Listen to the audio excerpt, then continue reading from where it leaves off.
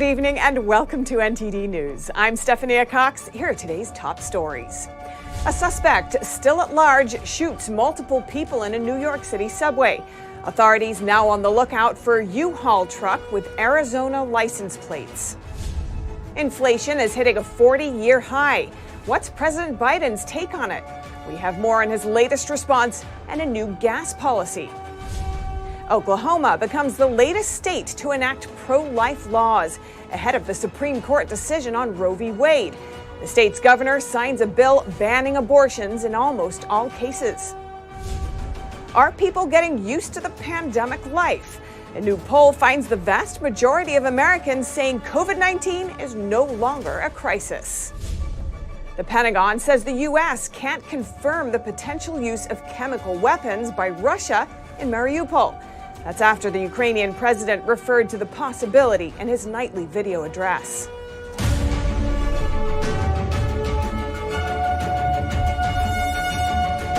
Authorities say a gunman in a gas mask and construction vest opened fire in a crowded subway train this morning. The shooting occurred in Brooklyn, New York, and at least 10 people were shot. No deaths have been reported. 5 people were in critical condition but expected to survive. Some viewers may find the following images disturbing. NTD's Jason Perry has that story. Videos of the scene show people tending to bleeding passengers laying down in what appear to be small puddles of blood. Around 8:30 on Tuesday morning at the 36th Street train station in Brooklyn, a man allegedly set off a smoke device filling a crowded subway car with smoke. The man was wearing a gas mask and a green construction vest when he opened fire. One lady was walking nearby when it happened. So we were concerned. We were going to go outside and check what was going on. But we didn't actually go downstairs, which we're glad we didn't. But, we saw an ambulance coming out with a stretcher with a person on it. Authorities are now on the lookout for a U-Haul truck with Arizona license plates. Officials said that investigators recovered a handgun at the scene, along with multiple smoke devices and other items they are analyzing. Governor Kathy Hochul spoke today, and she said local authorities are working with federal authorities to try to catch the suspect as quickly as possible. And she advised anyone that has information or video that they may think is insignificant to go ahead and report it anyway to 1-800-577-TIPS. Jason Perry, NTD News, New York. Another January 6 defendant was convicted on all charges Monday, making him the second defendant to be found guilty by a federal jury. Prosecutors argued he planned to obstruct Congress. NTD's Arlene Richards has the story. Former police officer Thomas Robertson didn't plan to obstruct Congress when he entered a restricted building on January 6. That's what his lawyers argued last week. But the Justice Department proved that he wanted to stop Congress from certifying President Joe Biden, and he was carrying a weapon.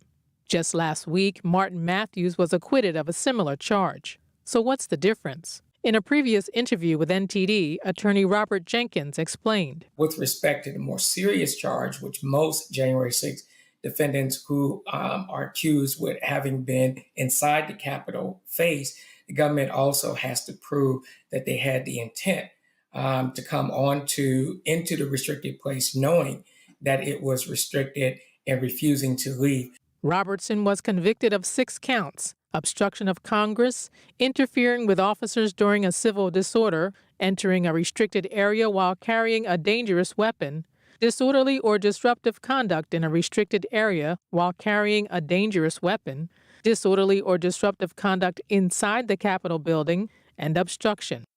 Arlene Richards, NTD News, New York. Oklahoma is banning abortions in almost all cases. Oklahoma Governor Kevin Stitt signed the abortion law into ban today, ahead of an upcoming Supreme Court decision on Roe v. Wade. NTD's Allison Lee has the details. Oklahoma Governor Kevin Stitt signed a bill into law on Tuesday outlawing almost all abortions in his state, regardless of the stage of pregnancy. The only exception is when the mother's life is threatened. Oklahoma lawmakers passed the bill earlier this month with overwhelming support. I promised Oklahomans that I would sign every pro-life bill that hit my desk, and that's what we're doing here today. Senate Bill 612 passed with a vote of 38-9 in the Senate, and 70 to 14 in the House. That's over 80% support in both chambers. The law does not punish mothers for getting abortions, but it would punish abortion doctors with up to 10 years in jail and fines up to $100,000. The governor says he believes abortion is a state issue, and different states may choose to do things differently. I represent all 4 million Oklahomans, and they overwhelmingly support protecting life in the state of Oklahoma. We want Oklahoma to be the most pro-life state in the country. We want to outlaw abortion in the state of Oklahoma. The governor says he expects liberal activists to challenge this new law. Planned Parenthood on Tuesday called the law an unconstitutional ban and said they will challenge it. And the White House said in a statement that the law is the country's most restrictive legislation regulating access to reproductive health care. Allison Lee, NTD News. In New Jersey, parents just got the newest update to their children's sex ed curriculum. And now some are worried for their kids and thinking about removing them from public schools. NTD's Evelyn Lee has more. Starting in the fall of 2022, New Jersey schools will teach first and second graders about gender identity. The curriculum instructs teachers to tell their students that they might, for example, feel like they're a girl even if they have boy parts. I spoke to Angela Plowhead, a U.S. House candidate and psychologist. She says that these types of lessons are doing a disservice to children who don't question their gender. Instead, schools should address issues of bullying and mental health across the board versus just focusing on one specific group of people. What we know about people with gender dysphoria is that it only affects about 0.005% of the population. But yet, it's being applied to the general population. But some reason that these classes can create a safe space for kids to voice these kinds of thoughts and teach respect for others. But Plowhead disagrees. She says that she can't find a single study that shows gender-inclusive classes in the general population have this effect. Plowhead says the curriculum tells children to question their most stable characteristic, and that could be damaging to them. I was just talking to someone 15 minutes ago that was telling me about a young woman who had never had concerns about what her sex was, and she started having issues of depression. And at the school, they were forcing her to think about, well, have you considered that maybe you're really a they? And until that happened, she had never had that question. New Jersey State Senator Holly Schapisi received those class materials from concerned parents. She told Fox News she expects parents to fight back against the curriculum. Evelyn Lee, NTD News. Philadelphia is reinstating its indoor mask mandate starting next Monday. That's after reporting an increase in virus infections. The city's top health official said Monday that COVID-19 cases have risen more than 50% in 10 days. That's a threshold at which the city's guidelines call for people to wear masks indoors. Philadelphia is reporting more than 140 cases per day. However, that's still a fraction of what it saw at the height of the Omicron surge. The city's health officials are concerned that the recent increase indicates the city might be at the beginning of a new wave. Philadelphia is the first major U.S. city to go back to requiring masks since cases declined at the beginning of the year. And health officials are concerned over 2 new subvariants of the Omicron strain. But a new poll finds the vast majority of Americans believe COVID-19 is no longer a crisis. NTD's Chenny Wu tells us more. An Axios Ipsos coronavirus index found less than 10% of Americans currently describe COVID-19 as a crisis. 73% called it a manageable problem, and 1 in 6 said it's not even a problem. Meanwhile, the poll found the number of employers requiring masks fell by nearly half over the last month, from 39% to 22%. And more than a third of respondents said they've already gone back to their regular pre-pandemic lives. That's a new high. The poll is based on a national sample of more than 1,000 people ages 18 and up and took place from April 8th to 11th. The results came shortly after Dr. Fauci said over the weekend that it's now up to Americans to determine their own COVID-19 risk after months of promoting government and corporate-backed restrictions. In recent months, case numbers, hospitalizations, and deaths have significantly declined. And according to the CDC, as of December 2021, about 95% of Americans ages 16 and older have developed antibodies against the virus. Chenny Wu, NTD News. Inflation has just hit a 40-year high. How did President Biden respond to it today? And what is his latest move to address high gas prices? NTD's Iris Tao has more. We're leaning on you, our farmers, our biofuel refiners. Amid soaring inflation, President Biden's rolling out a new plan he says will increase fuel supply and lower gas prices. It gives you a choice at the pump. When you have a choice, you have competition. When you have competition, you have better prices. He announced an emergency waiver on Tuesday to allow E15 gasoline, which contains more ethanol from homegrown crops, to be sold this summer. E15 sales are usually prohibited in summer over air pollution concerns, but the administration said it's needed due to a, quote, fuel supply emergency. E15 is about 10 cents a gallon cheaper than E10. Officials said the authorization would reduce reliance on oil and could save drivers 10 cents a gallon off current prices. But its actual impact remains to be seen, as only a small fraction of the country's gas stations currently sell E15 gasoline. Meanwhile, Biden's remark comes as inflation is hitting a 40-year high, with consumer prices jumping 8.5% from a year ago. But the president on Tuesday touted, in fact, we've already made progress since March inflation data was collected. And he pointed to Putin. We saw today's inflation data. 70% of the increase in prices in March came from Putin's price hike in gasoline. But some in Biden's own party disagree. Senator Joe Manchin wrote in a statement Tuesday that the administration failed to act fast enough, and that instead of acting boldly, it continues to respond with half measures and rhetorical failures, searching for where to lay the blame. And on this upcoming Thursday, the president is traveling to North Carolina to talk more about how he's going to lower the prices. Reporting in Washington, D.C., Iris Tao, NTD News. The U.S. and the UK are looking into reports that chemical weapons have been used by Russian forces attacking the Ukrainian port of Mariupol. If confirmed, it would mark a dangerous new development in the conflict. Olivia Chan reports. Ukraine officials said Tuesday it was checking reports chemical weapons were used by Russian forces in the besieged port city of Mariupol. Hours earlier, Ukrainian President Volodymyr Zelensky referred to the possibility in his nightly video address. Today we heard a statement from the occupiers confirming they are preparing for a new stage in their terror against us and our defenders. One of the spokespeople of the invaders said they are considering using chemical weapons against the defenders of Mariupol. We take it very seriously. I want to remind world leaders that a possible use of chemical weapons had already been discussed by the Russian military. At the time, it meant the reaction to the Russian aggression should have been harsher and faster.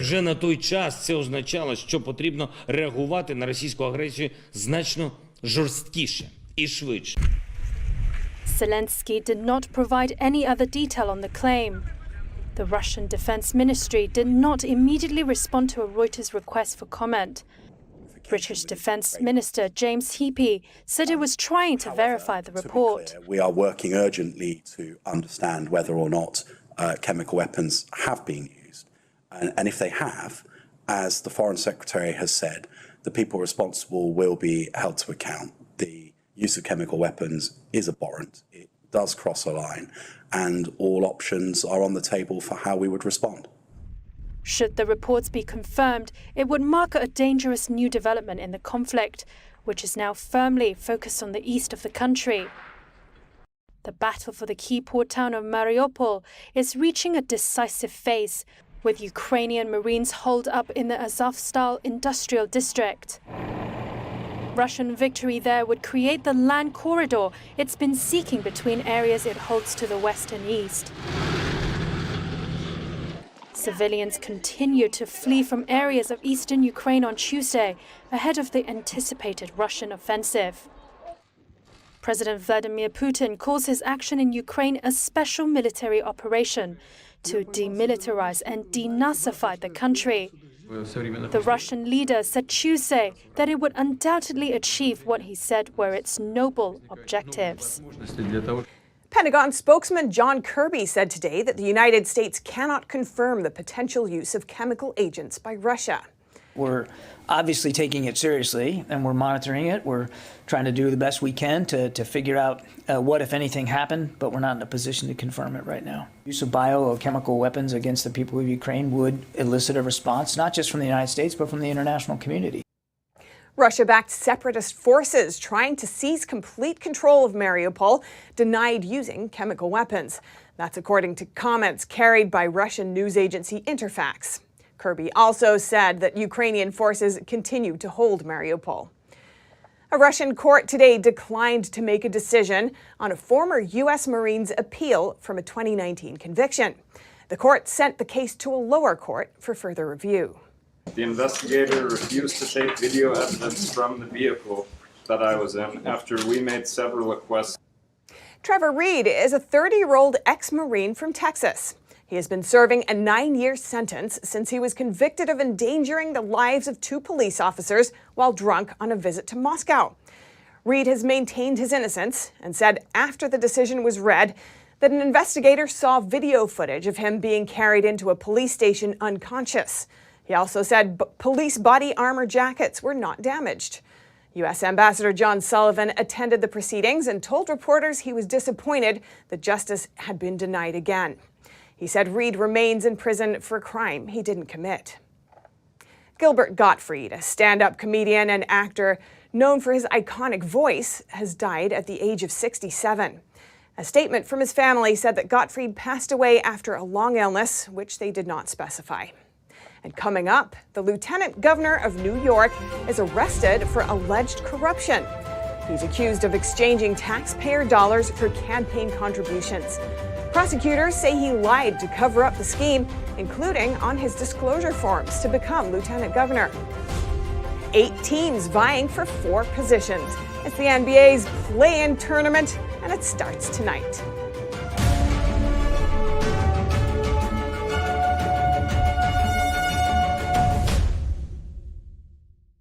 Navigating a world of economic madness, you need to have the right guide.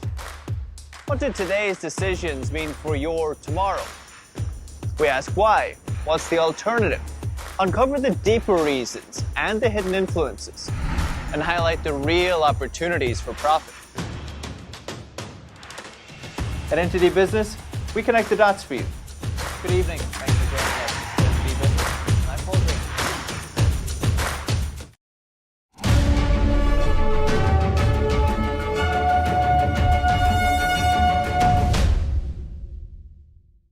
New York Lieutenant Governor Brian Benjamin was arrested today in a federal corruption investigation. Benjamin, a Democrat, is being accused of exchanging taxpayers' money for campaign contributions. He's pleading not guilty to all charges, which include bribery, wire fraud, and falsification of records. The charges center on his run for city comptroller in 2021. Benjamin, formerly a New York state senator, is accused of participating in a scheme to use his influence in exchange for campaign contributions. According to the indictment, Benjamin conspired to direct state funds to a nonprofit led by one of his top fundraisers, a Harlem-based real estate mogul, and in return received thousands of dollars towards his campaign. Benjamin allegedly engaged in a series of lies to cover up the scheme. This includes lying on disclosure forms to become the lieutenant governor. He was released earlier today after an initial court hearing. His bond was set at $250,000. And this just in, Benjamin resigned from his position this afternoon. Governor Kathy Hochul says she has accepted his resignation, effective immediately. And another case involving abuse of office. A former branch chief with the Department of Homeland Security has been convicted of theft of government property and conspiracy to defraud the United States. The scheme involved 2 other co-conspirators who also worked for the DHS. Former branch chief of the Information Technology Division of DHS, Murali Venkata, was found guilty by jury. The Department of Justice said Monday he was convicted of multiple federal charges stemming from stealing software and databases from the U.S. government. The conspirators intended to use the stolen software to develop a knockoff case management system to sell to government agencies. Venkata worked at the DHS from 2010 until October 2017. And rising inflation is affecting Americans, and some states are trying to give some relief. New York is planning to pause its gas tax, and another state in the Northeast is pausing its sales tax. NTD's Arian Pazdar has more on how you can save money this week. Connecticut is suspending its sales tax on clothes and shoes this week. The state sales tax is around 6%, but for this week, the governor paused it.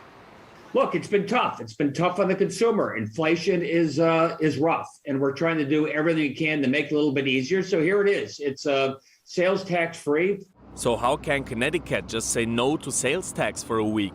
Well, like a lot of states, Connecticut is sitting on a large budget surplus right now. Part of that is from federal relief funds. Part of that is through their own revenue. Janelle Kaminger is a policy analyst for the Tax Foundation. She says the state's budget surplus might have been used in a better way. It's targeting clothes and footwear, but it's possible that someone who needs that tax relief in a time of high inflation doesn't need to buy clothes right now, and they could use the help in some area instead. Sales tax holidays are generally meant to increase spending or spur on the economy. That's not something that's really needed right now, especially when we're facing a lot of issues of scarcity and high prices already. She added that a better way to help taxpayers would be to permanently lower taxes. This way people could prepare and adapt for it. If you do need to buy clothes or shoes this week, keep in mind that you can buy multiple items and they will all be tax exempt, as long as they individually cost less than $100. Arian Pazdar, NTD News, New York. Britney Spears and her fiancé are expecting a child together. This comes just 5 months after Spears became free of her conservatorship. The singer previously alleged that under her conservatorship, she was prevented from having more children. NTD's Grace Coulter has the story. Hey, ho, the conservatorship has got to go. After having her life ruled by a conservatorship for nearly 14 years, Britney Spears is enjoying her newfound freedom. On Monday, the singer announced she's fulfilled a dream not possible under the conservatorship. She and her fiancé are expecting a baby. Spears shared the news in an Instagram post. She wrote that she had lost weight on her recent Maui vacation, only to gain it back. After initially putting it down to food bloat, Spears said she got a pregnancy test and found out she's having a baby. During a hearing last year, as Spears sought to end her conservatorship, she testified that she wanted to get married and have a baby, but said her court-ordered conservators prohibited her from removing an IUD used for birth control. Soon after her conservatorship ended, Spears' fiancé Sam Asghari proposed. Their child will have 2 older brothers from Spears' previous marriage. Grace Coulter, NTD News. Turning to sports news, in the NFL, the newly named Washington Commanders may be in some legal trouble. Lawmakers are accusing the team of scamming ticket holders and the league. NTD's Dave Martin has the story. The U.S. House Oversight Committee sent a letter to the FTC saying it found evidence that the team had engaged in potentially unlawful conduct by withholding ticket revenue from visiting teams and refundable deposits from fans. According to the letter, security deposits for seat leases were to be refunded when the multi-year seat contracts ended. But instead, team executives allegedly directed employees to establish roadblocks meant to prevent customers from obtaining those refunds. The retained money, estimated at $5 million, was then allegedly misclassified on purpose to make it look like it came from non-NFL events so that it could be hidden from the league and therefore not included in the NFL's shared revenue pool. To hide these activities, the team allegedly kept 2 sets of books. Ticket revenue is shared among all 32 NFL teams, with 40% of it deposited in a visiting team fund. These accusations first came to light a few weeks ago. On April 4, the Commanders released a statement denying any wrongdoing. Dave Martin, NTD News. The NBA's play-in tournament starts tonight, with Brooklyn hosting Cleveland and the LA Clippers playing in Minnesota. More from NTD's David Martin. For the second year in a row, the NBA is spicing up the competition for the last 2 playoff spots with the play-in tournament. The 4-day play-in gives the 7 through 10 seeds in each conference a chance to fill the final 2 playoff spots. This is how it works. The 7 seed hosts the 8 seed, with the winner automatically making the playoffs and facing the 2 seed in round 1. but the loser of this game still gets another chance. Meanwhile, the 9 seed will host the 10 seed, but in this case the loser is eliminated, while the winner faces the loser of the 7 versus 8 game. The winner of that game, which will be Friday, advances to the playoffs to face the top seed. So essentially the winner of the Nets-Cavs game tonight is automatically in, while the loser of the Clippers-Timberwolves game is automatically out, with the other 2 teams still in play for Friday. Dave Martin, NTD News. While WNBA star Brittney Griner is still being detained in Russia, ESPN is reporting that the Phoenix Mercury intend to pay her entire 2022 salary of over $227,000. And the league is considering giving the franchise some salary cap relief due to her absence. Griner was Phoenix's first overall pick in 2013 and led them to a league championship the following season. The 31-year-old is also a 2-time Olympic gold medalist. But Griner has been detained in Russia since February 17th after Russian authorities said a search of her luggage found vape cartridges, allegedly containing oil derived from cannabis. Russian media have reported that her detention has been extended to May 19th. The WNBA season starts on May 6th. And in golf, Tiger Woods made plenty of headlines in his return to competition last week. But while he struggled to a 78 Saturday at Augusta National, the auction for his golf clubs from his famed Tiger Slam took off, eventually going for more than $5.1 million. The price shattered the previous record for golf memorabilia, which was held by Horton Smith's Green Jacket. It sold for $682,000 in 2013. The Tiger Slam refers to when Woods won the final 3 majors of the 2000 season and then the first major, the Masters, in 2001. The feat made him the first player in the modern era to win all 4 majors in a row. And coming up, scorching temperatures in Southern California are not stopping beachgoers from getting among the sand and waves. Although it's just spring, Los Angeles saw triple-digit temperatures in some areas. And also in Southern California, USPS suspended services to part of Santa Monica. In a letter, they say the safety of their mail carriers was at risk. We'll look at what we know about who's making threats after the break.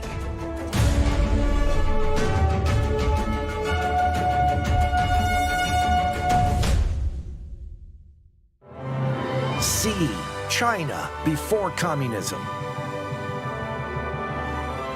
Behold a splendid culture reborn, filled with beauty, majesty, and a powerful message of hope. Come see the performance that has touched the hearts of millions, live on stage. Coming to Jones Hall, June 3rd through the 5th. shenyun.com/Houston, 877-663-7469. Secure, the true solution for your digital privacy and security. Secure is a private and secure messaging and email solution hosted in Switzerland, using military-grade encryption and Swiss privacy laws, giving you true privacy. Secure is 100% private and does not collect or sell any of your personal data. Secure's Helix technology connects you securely to our Swiss servers without the need of a VPN, guaranteeing privacy and security for all your communications. Secure Messenger doesn't require your phone number or any personal data that hackers target. Chat by Invites allows you to chat privately and securely with anyone outside of your secure network without the need for others to download Secure. Secure Send offers you a private and secure way to email anyone outside of Secure. You won't find this level of privacy or security on any other email or instant messaging application. Visit secure.com. Regain and protect your privacy today.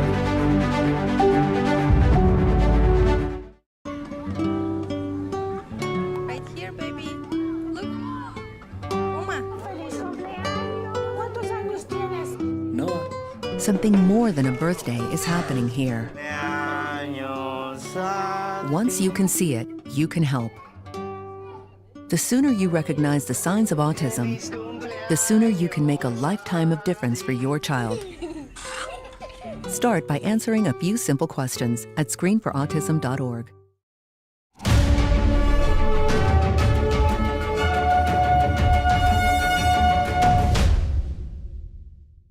Over to the West Coast. California saw warm temperatures up and down the state last week. In Southern California, beachgoers enjoyed time in the sun, cooling off in ocean waters. Southern California beaches were packed on Friday as the region baked in record-breaking temperatures. It is. It's beautiful, but it's a little worrisome. I hope it's not a sign that this is going to be regular. But it's great. It's a good day for the beach. On the beaches of Santa Monica, residents took to the surf, built sand castles, and soaked in the sun as temperatures climbed to 91 degrees Fahrenheit. It is very unusual. Even the ocean is warm, and it's April. So we definitely take advantage and come here where the air is cleaner, and of course this beautiful, beautiful beach. Definitely something you just don't get in April very often. Over the past few days, temperatures have been rising across Los Angeles County, pushing the heat up to triple digits in some areas. Well, we're cooling off in that body of water you see to your right. No, it's beautiful. It's a beautiful day. It's warm, but not crazy warm. Some beachgoers enjoyed the warmer weather. Heaven. Heaven. So much better than freezing cold temperatures. No, it's wonderful for somebody from Minnesota, probably hot for the people that live out here. One visitor said the temperature was mild compared to his hometown. Now for heat it's okay. This is very mild, very pleasant for us because where we are coming from Istanbul is normal.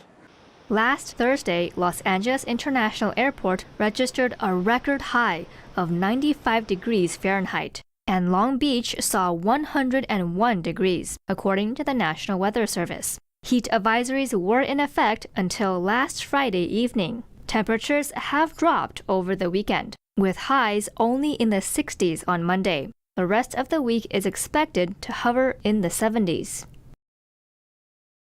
One neighborhood in Southern California's Santa Monica City will not be receiving postal service from the USPS until further notice. But even local police aren't fully in the loop on the situation. Let's take a look at what prompted the decision. NTD's Cynthia Kai has the story. Santa Monica residents located on the 1300 block of 14th Street received a letter from the U.S. Postal Service, or USPS, on April 7th. The letter said, "The safety of our employees and of the mail they deliver to you is our highest concern. Until we can ensure the safety of both, delivery services will remain suspended." It's unclear when the services for paper mail will resume, but packages are still being delivered to the neighborhood. Residents are encouraged to pick up their mail at the post office on 7th Street. The suspension comes after a local resident reportedly attacked a mail carrier with a broomstick on the 1300 block of 14th Street on January 19th. A USPS spokesperson said there have been 3 separate incidents with 3 different carriers in the neighborhood over the past few months. Erica Aclufi from the Santa Monica Police Department told the Epoch Times in an email, USPS issued the letter and as far as we know, did not contact our department before sending it. I tried calling the 2 phone numbers on the letter. One went unanswered and the other had a voice mailbox that is full. Aclufi said Santa Monica police officers are familiar with the suspect who allegedly assaulted a USPS mail carrier. Other incidents of USPS mail carriers being attacked were not identified. And in Texas, NASA Johnson Space Center is saying goodbye to an old friend. A space shuttle simulator used for astronaut training is now moving to a new forever home. Here are the details.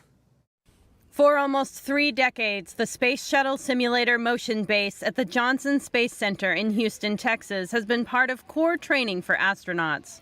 Starting today, the simulator will be an interactive exhibit at the Lone Star Flight Museum. Every single shuttle pilot went through this simulator.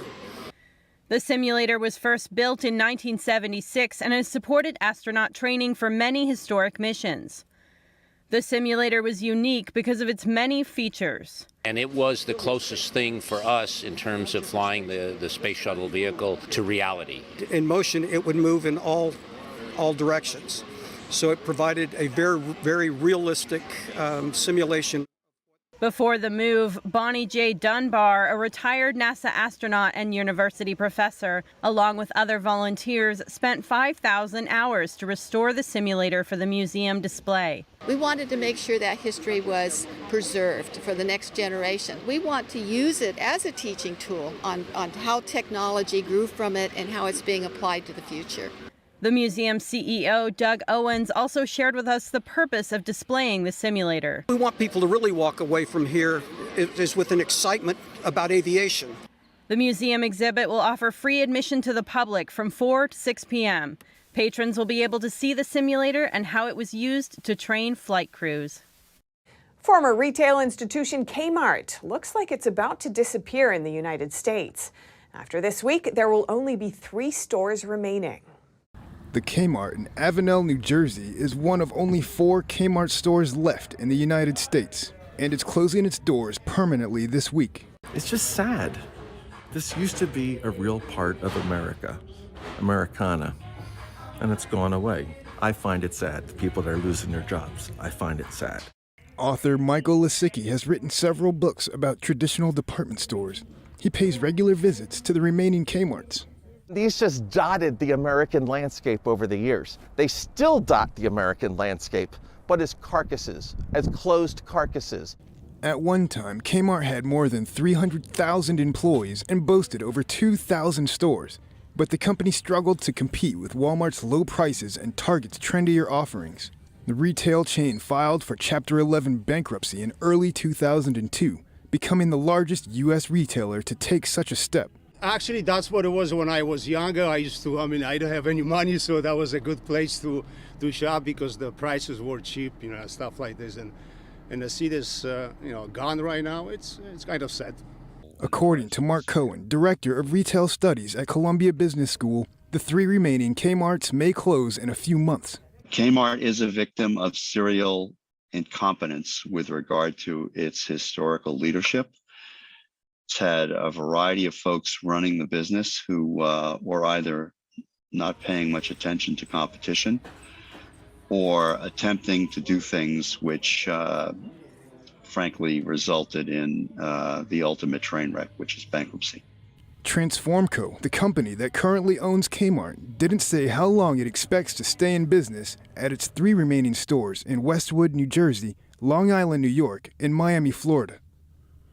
Coming up, people in Shanghai are dying from the city's strict lockdown measures. They can't get medical help. And British Prime Minister Boris Johnson offers a full apology after paying a fine for breaching UK lockdown laws. Find out more in just a moment here on NTD News.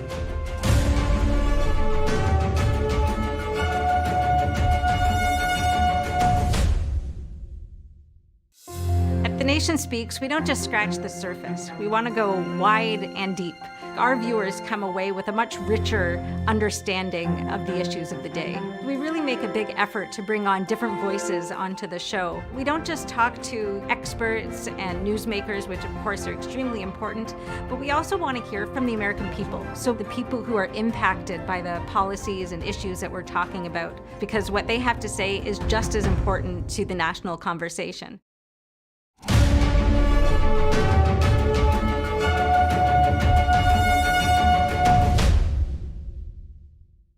In an effort to strengthen self-reliance, the Chinese Communist Party's new economic policy is calling for a unified domestic market. The document mapped out the creation of a mega project on Sunday. Let's take a look at what it actually is and if it could signal whether Beijing is preparing for war. In a bid to make Chinese economy less dependent on the outside world, Beijing unveiled a new plan.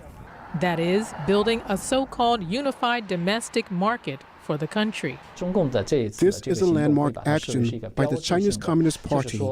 In other words, the CCP not only proposed political challenges to the ideology and social system of the West, now economically it's putting together its own so-called CCP plan.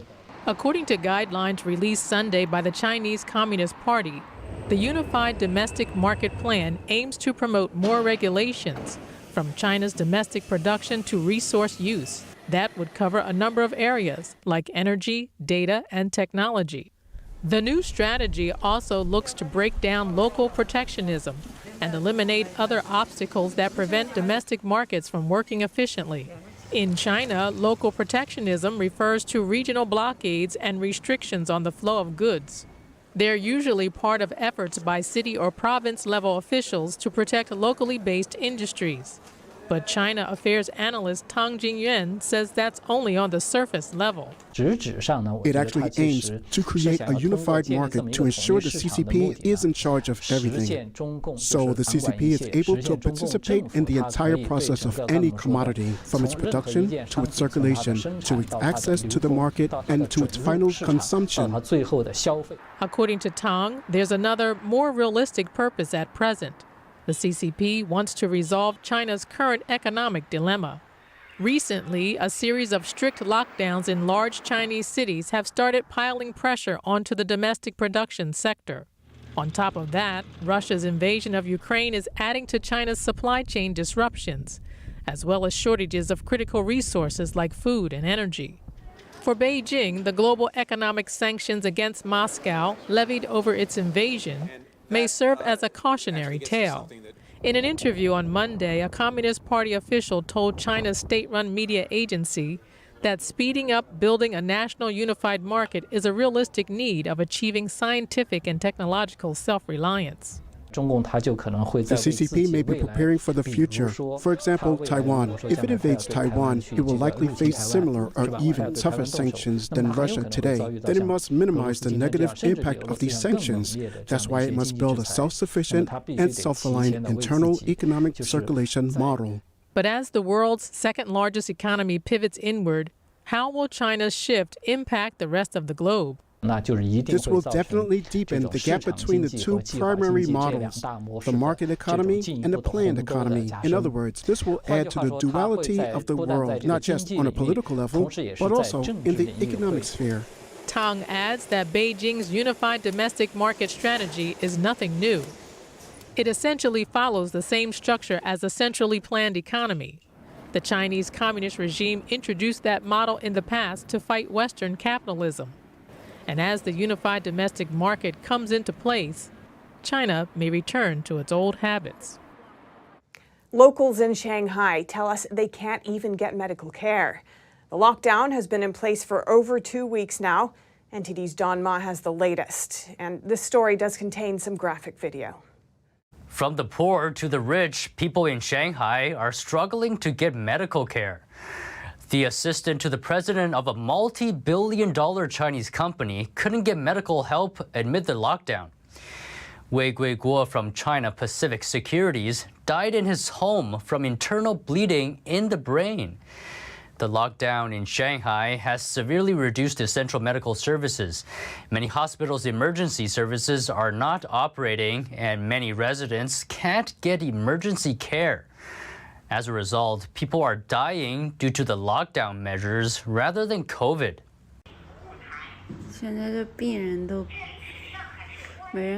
In this clip, it looks like the man's having a seizure. The person recording has called the emergency services, but no one's picking up.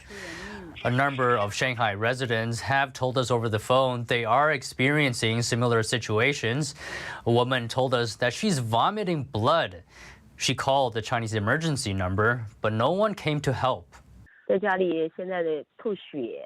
I'm at home now vomiting blood and having trouble breathing. No one came to my aid. We called a lot. The police, the ambulance, no one came.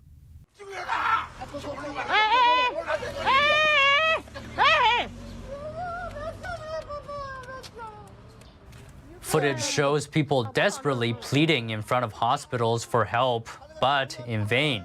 Another resident told us in tears in a call that her father has a heart condition, but she can't find a hospital for him. My father's heart is already experiencing discomfort. I can't find a hospital or an ambulance. He's 63 years old. He lives all by himself. The food situation is not important anymore. He's already unconscious. Do you understand? But there could be a glimmer of hope coming out of Shanghai today. Authorities are easing the lockdown a bit, and some residents were allowed to go out their homes. Maybe authorities are seeing residents' hardship because health officials said they're easing restrictions even though Shanghai doesn't have the virus under control. Don Ma, NTD News. British Prime Minister Boris Johnson and Chancellor Rishi Sunak are set to be fined for breaching lockdown laws. The Prime Minister's wife, Carrie Johnson, will also be issued a fixed penalty notice. The Prime Minister has said repeatedly that the rules weren't broken, but now faces renewed calls to resign. Here's more from NTD's Jane Werrell. Today, I've received a fixed penalty notice from the Metropolitan Police relating to an event in Downing Street on the 19th of June 2020. And let me say immediately that I've paid the fine and I once again offer a full apology. Now, this brings up serious questions for Boris Johnson, and you might remember some of those exchanges he had during the sessions on Wednesday where he faces questions from MPs. Here's one of those moments from December. What I can tell the right honourable gentleman is that all guidance was followed completely during number 10. And can I recommend to the right honourable gentleman that he does the same with his own Christmas party, which he's advertised for December the 15th, to which unaccountably he's failed to invite the deputy leader, Mr. Speaker. Unsurprisingly, opposition parties have called on the Prime Minister to resign. The Lib Dem leader, Sir Ed Davey, said on social media that he thinks that Parliament should be recalled from recess for a vote of no confidence in the Prime Minister. Now, of course, it's only Boris Johnson's own MPs who can make that decision, and to put it simply, the mood has changed since the Ukraine invasion. And while this issue is now clear for the police, it's still unclear whether the Prime Minister or Rishi Sunak will resign over this.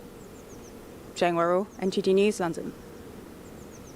And we have an update on the Brooklyn subway shooting. The NYPD is having a press conference right now. Let's go to that now. Like the 16-year-old baby we lost in the Bronx. From schools in Columbine, Sandy Hook, and Virginia, to music festivals in Las Vegas, to nightclubs in Orlando, to movie theaters and yoga classes across the nation. These killers have used weapons of mass destruction to massacre innocent people. They control no armies or military forces, yet these individual killers terrorize our nation. I've often said that this city is not going to adapt to dysfunction. Ending gun violence means changing gun laws. We cannot clean up a flood when the water is still pouring into the basement. And we can never stop the killing if we cannot stop the guns. To be clear, we will not surrender our city to the violent few, and we will not surrender all of America to this cult of death. The sea of violence comes from many rivers. We must dam every river that feeds the greater crisis. That is the work of my life, this administration, and this police department. I will not stop until the peace we deserve becomes the reality we experience. You have my word as a former police officer, a fellow New Yorker, and your mayor, that we will end this epidemic, and that will capture the individual responsible for today's attack. We will capture him and prosecute him to the full extent of the law. Thank you, NYPD, FDNY, our first responders, and the collaboration from the federal government, the state, the city agencies. Thank you, Mr. Mayor. I'd like to turn it over to Assistant Special Agent in Charge at the FBI New York office, Michael Driscoll. Thank you, Commissioner. I want to start by expressing our hopes and prayers that the victims of this event will enjoy a quick recovery. They are our primary focus right now. I also want to echo the thanks for the partnership to the NYPD, the ATF, and all the partners who are contributing to this investigation. Right now, the FBI NYPD Joint Terrorism Task Force is fully engaged with this investigation, providing assistance through manpower, technical assistance, and basically everything we can throw at it. We expect the process to be a long one as we gather all possible information to track down all possible leads. And I would encourage you, as it was mentioned earlier, to please reach out to the NYPD tip line at 577-TIPS. And I would also add, as frequently the case in many of our current investigations, everyone's got a cell phone in their pocket. There's a lot of video out there. If you have digital information that you'd like to share with us in connection with this investigation, please visit fbi.gov/Brooklyn shooting, where you can upload that information. So we are seeking the public's help. You heard mention before of a name of possible interest. Videos would be particularly helpful, or any other additional witnesses who have yet to come forward that can provide information that might help this investigation. So thank you for your participation, and I thank everyone for their partnership in the course of the investigation. Thank you. We'll take a couple of questions. Yeah, Commissioner Sewell, is it the belief that he fled on foot after abandoning the van, or not? We are not sure where he went at this point. That is subject to investigation. We have a number of resources that are combing on foot and doing video canvases as well to determine where he went. Commissioner, you posted videos online talking about being a victim to the mayor's mental health program. Can you talk to us about this? Do we know to the department? So based on some preliminary information, there were some postings possibly connected to our person of interest where he mentions homelessness, he mentions New York, and he does mention Mayor Adams. And as a result of that, in an abundance of caution, we're going to tighten the mayor's security detail. So just to be clear, so this person, Frank James, he's not the person of interest that is in custody at this moment? I'm going to have him answer that. We have no one in custody at this time. No. We are looking for Frank James. We know he rented this U-Haul van. The key of that U-Haul van was found at the crime scene in the subway. And Mr. James made those social media posts? We're pouring through that, but yes, correct. And you believe he was the one in the train? Is that correct? We are looking to determine if he has any connection to the train. We know Mr. James rented that U-Haul truck in Philadelphia. And Mr. James made those threats online that the commissioner was speaking about? So we're not calling them threats. He made some concerning posts, or someone made some concerning posts. We cannot attribute it to that individual yet. That's under investigation. But again, in an abundance of caution, we're going to tighten the mayor's security detail. That's all. Rocco, Daily News. Does he have any connection at all to the transit system? Is he a TA worker and any connection whatsoever to that subway station? That is subject to investigation. We don't have that information yet. Does he have a criminal record? John Dog, CBS 2. Does he have a criminal record? What is his exact connection? Mr. James is just a person of interest we know right now who rented that U-Haul van in Philadelphia. The keys to that U-Haul van were found in the subway in our shooter's possessions. We don't know right now if Mr. James has any connection to the subway. That's still under investigation. Chief Essek, do you have any what we call robust DNA evidence from the crime scene of the van? The crime scene's still being processed now. The van is being processed, and the subway crime scene is being processed. But it's too early right now to tell. City, Kenny? Can you explain where this U-Haul was located? Was it nearby? And also, I know you said you're investigating these videos, but can you confirm that it was him in the video or people that he knows? We're just trying to make that connection. The video, the YouTube videos and the videos on there's a man who posted there, Frank James. We're still working to see if that's our person who rented the video. And where was the U-Haul located? Kings Highway in Brooklyn. Kings Highway, what intersection? 30 West 4th and Kings Highway. Is there anything more you can tell us about the content of the posts? And I know you said it wasn't a direct threat against the mayor. Can you tell us anything he said about the mayor that caused you to do security detail? There were general topics of concern, and I don't want to go into too many details about the mayor's security detail. We're just doing it just to be on the safe side. And just any other details about homelessness? You mentioned that you posted about homelessness. Complaints about homelessness, complaints about New York, nothing in general. I'm sorry, just general comments that cause us some concern that are subject to investigation at this point. Next question. Why were there no working surveillance cameras in the station? Why did police radios not work in the station? And how much did those factors hamper this investigation?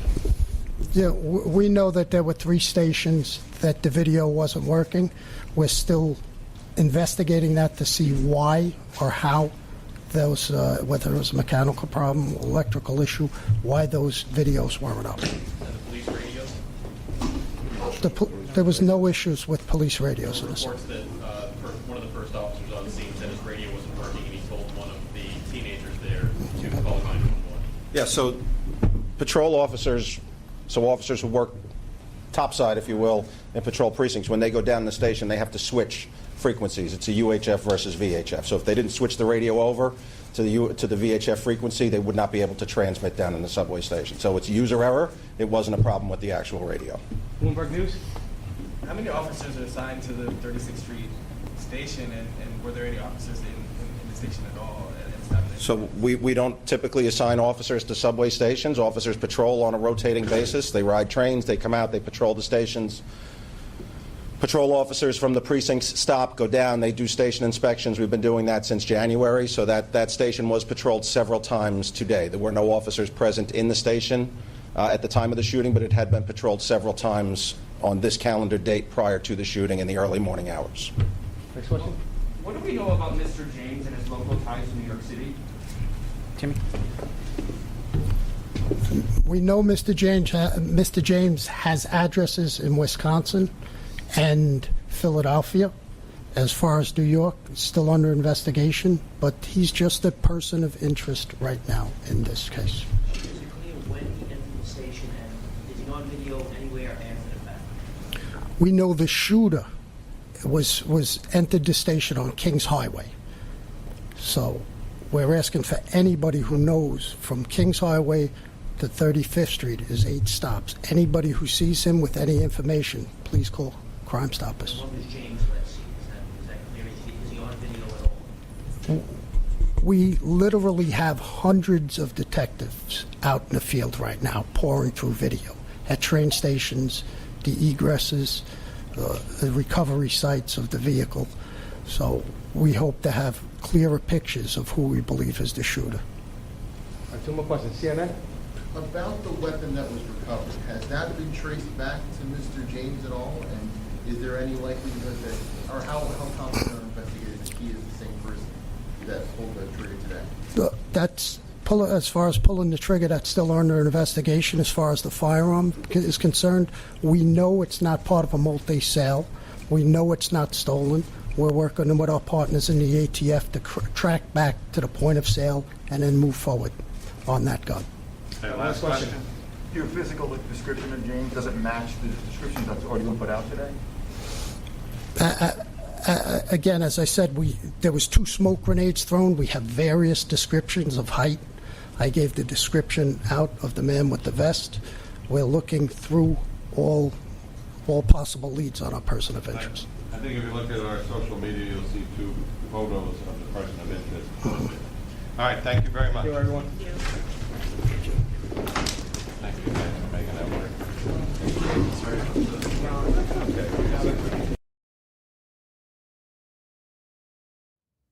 That was the NYPD giving us an update on the subway shooting that took place in Brooklyn this morning.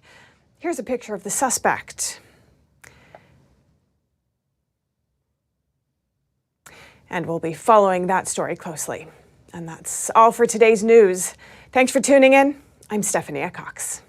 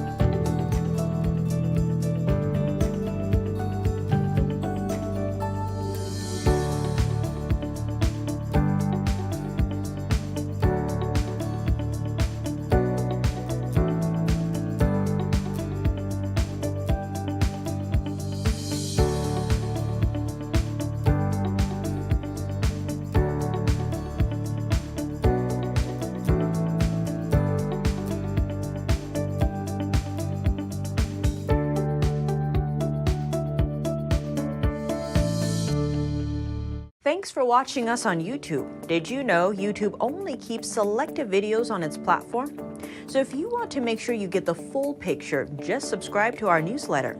Go to newsletter.ntd.com and sign up. It's free.